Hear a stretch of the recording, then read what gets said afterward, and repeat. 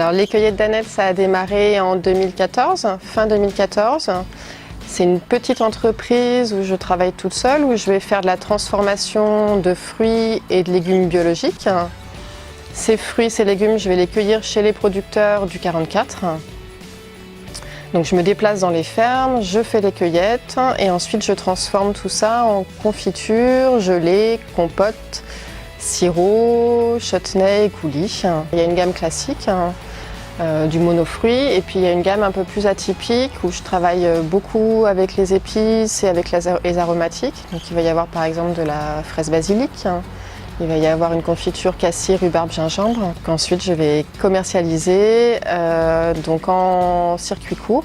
Il y a une partie, ça va être de la vente directe, le marché de 30 mous sur Rezé le samedi matin, quelques AMAP, des événements ponctuellement dans l'année, et puis une autre partie, ça va être commercialisé auprès de boutiques bio, d'épiceries fines sur l'agglomération nantaise.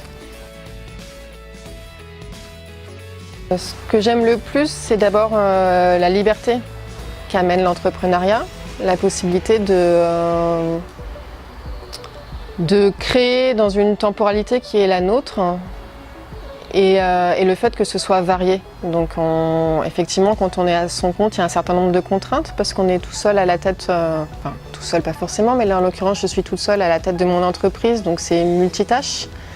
Mais c'est ce qui fait que je ne m'ennuie pas et que j'apprécie de pouvoir passer d'un temps de cueillette à un temps d'étiquetage et puis un moment au contact avec le client.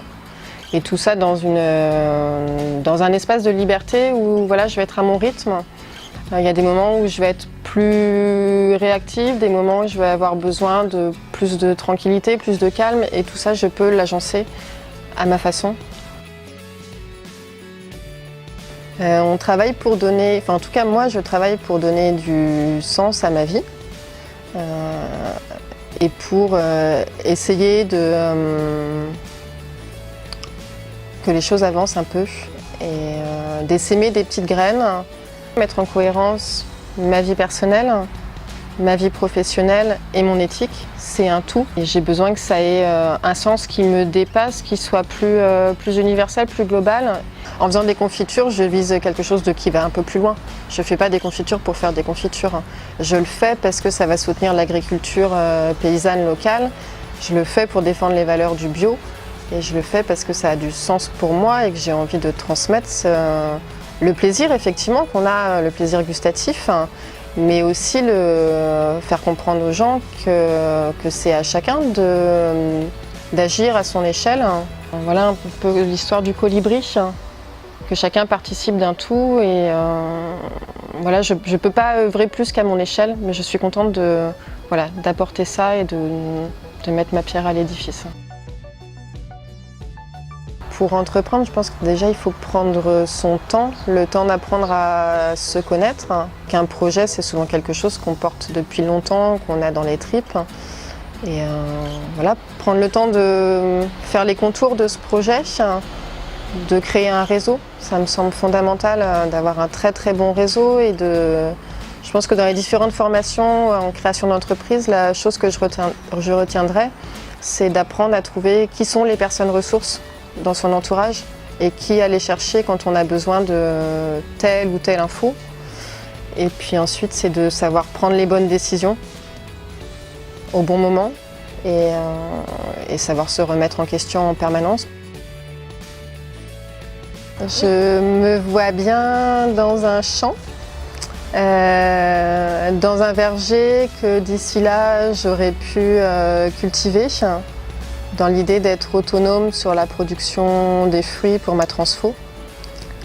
Donc je me vois bien entourée de fruitiers, de petits fruits, à pouvoir faire mes cueillettes et d'avoir une autonomie et une petite ferme où je puisse aussi cultiver des variétés qu'à l'heure actuelle je ne trouve pas. Le côté verger conservatoire me plaît bien, pouvoir continuer à préserver certaines espèces, pouvoir cultiver des variétés peu connues et proposer des nouvelles saveurs. Et j'aime bien m'amuser avec les saveurs, donc avoir plein de petits fruits pour pouvoir faire plein de nouveaux mélanges insolites Et étant un petit peu solitaire, c'est vrai que l'idée d'être dans mon champ me plaît bien.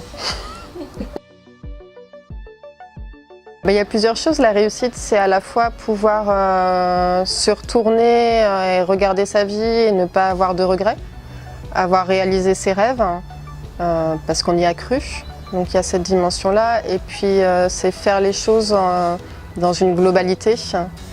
Et toujours cette dimension éthique qui pour moi est fondamentale et le socle sur lequel d'autres briques peuvent venir se greffer.